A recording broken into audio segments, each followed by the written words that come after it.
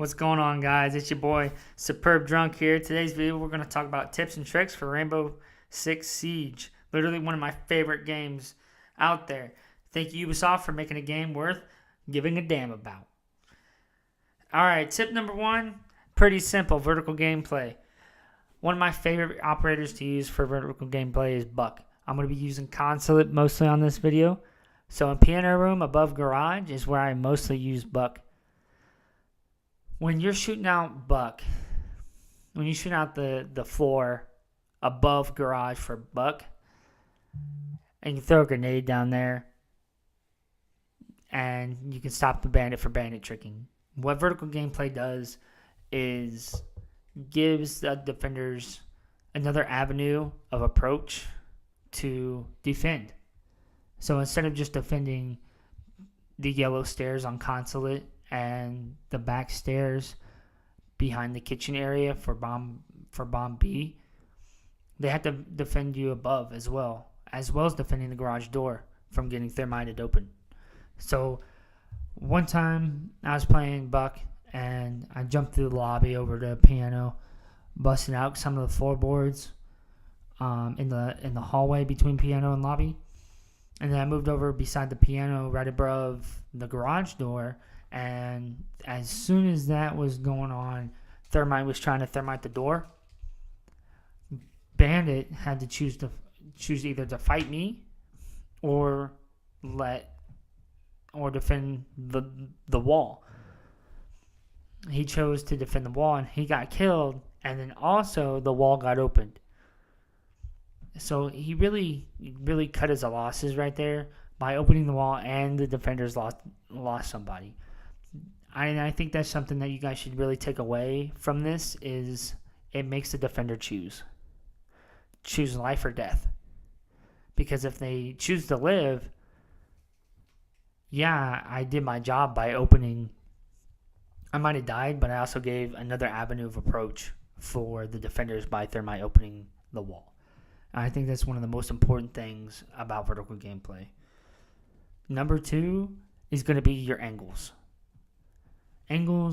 Holding angles is probably one of your really key parts of Rainbow Six Siege. I think that you're gonna win way more gunfights if you're holding an angle. So on Consulate, if you're in garage defending and someone's coming down yellow stairs, where are you gonna be?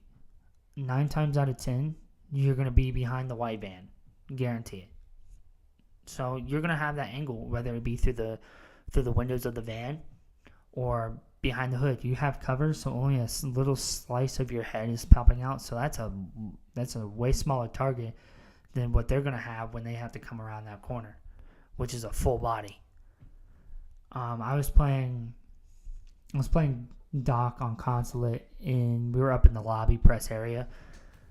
We were using bomb, and I was in the bathroom, and I peeked around the corner and held an angle on the door or on the windows in lobby, and someone came up and they busted out the windows, and they have a longer shot than they have a disadvantage there, because I'm already peeking that, and I have a very small window of frame that you can hit me on. And then they have their head, and I can already see out that window, so I can see also part of their body. So that would be shoulders, torso, whatever the case may be. And I end up getting the kill, and that takes out a huge frag. So I think that is the most important part about holding angles, is that you're going to win more gunfights through holding that angle than you are trying to charge the defender itself. Tip number 3 is extremely important. I mean, if you take anything out of this video, I think it should be tip number 3, and that's map knowledge.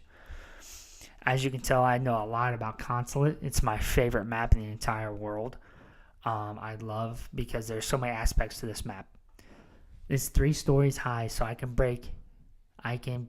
want to play my vertical gameplay, I can do it on all bomb sites. I can do it in the bottom of garage. I can do the top of piano. if they're in lobby, I can go into the press room and go above and buck out the top of that. And then if they're on top, that's a little harder, but I can also buck a little hole on the stairs in the press room and see into where bomb A and B are. I think that's the main lobby and top floor. So my map knowledge right there, that should be enough for you to go on. If you don't know the map, you can't give call outs, you can't be aware of your surroundings. You're gonna have an extremely hard disadvantage against the people who do know it, and it's unfair to you. You're gonna die 9 times out of 10 early in the round, and you can't be doing that, dying early in the round. You gotta be able to make it until the later part of the round, so you can give your team the best chance to either get the bomb down, get the hostage, or secure the area. That's the biggest part. You gotta know what you can do up, down, left, right in the map. And I think that's the most important part of map knowledge, in my opinion. And that's why it's the most important trick in this video, is because you can't do anything on the map if you don't know it. Tip number 4 is going to be your control. And when I'm talking about control, I'm talking about the way you fire. So whether that be your rate of fire, or how many headshots you get. If you can't land headshots, then you can't. If you don't put bullets downrange. What I mean by that is put bullets towards your enemy, and you can't land those bullets on the target, you're useless in the game, because that's going to be one-on-one gunfights. Are going to be pivotal into your gameplay, because you're going to get a roamer that you're going to get one-on-one gunfights with. They're going to have more powerful guns than you. Are going to have whatever the case may be. They're going to have an advantage on you. If you can't win that gunfight and you die early off in the round, once again, if you die early off in a round, you're useless to your team. And I don't want you guys to be useless to your team. I want you to be good.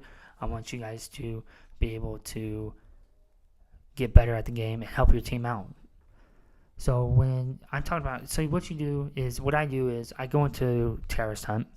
I set my sensitivity to where I think that I'm going to have the best possible chance, and I practice with it.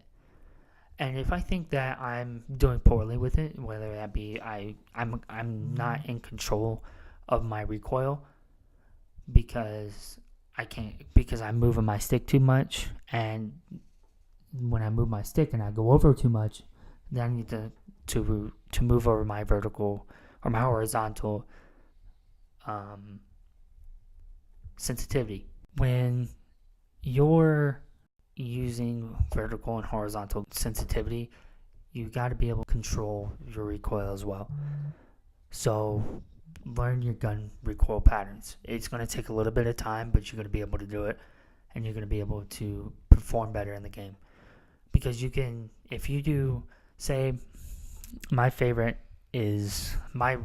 least favorite gun in the game is the Vector on Mira, because the vertical recoil on that is terrible.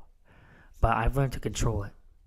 And I got a 3-piece one match we were playing, and we were in lobby, and I was in the bathroom doing guarding piano, and they came down yellow stairs, and I was able to know the recoil and control it enough that when I just hit from the chest up on all 3 people that were coming down the stairs, because they thought that I wasn't paying attention. So I think that control on your vertical recoil and the control on the left and the horizontal sensitivity is one of the biggest factors in winning one-on-one gunfights. Tip number 5 is your operator use. I think that if you don't know your operators, you're going to have a problem with the game. And what I mean by that is gun recoil. I also mean by their gadgets. So if you're running Dokkaebi with stun grenades, you're wrong. Dokkaebi is a very high on my list of what I use smoke grenades on, because I can plant with smoke grenades and I can hear with her calls. So when I'm attacking a lobby and I know they have to go lobby and consulate, I'm going to be using Dokkaebi 9 times out of 10. I'm going to be using her DMR because it has very low the vertical recoil is real low. I know that I'm really good with DMRs, and I can use smoke grenades to plant in the corner of the main lobby going in the front door consulate. So that's going to be one of the big factors for me, is know your operators and be a team player about it. So what I mean by team player is, hey, if nobody picks the hard breacher, Thermite, Hibana, please pick one. I hate when people do that. If I'm the first one to pick an operator, don't make me go back and change because no one picked a hard breacher and I know we need a hard breacher. Or if somebody doesn't pick Thatcher or Twitch because you know they're going into the garage and consulate, and you know Bandit is going to be down there bandit tricking, please pick it. You're being a team player, and I think that is one of the most important factors in this game is your team play. And I really hope that you guys kind of take this with a grain of salt when I say that, hey, if it doesn't make you better right away, it's not, you got to practice. Practice makes perfect on this game, and it's going to be tough starting out, but I think you guys are going to do great. So these are my top 5 tips for better understanding how to play Siege. If you guys like the content, please give a thumbs up. And if you didn't, please leave a comment down below why.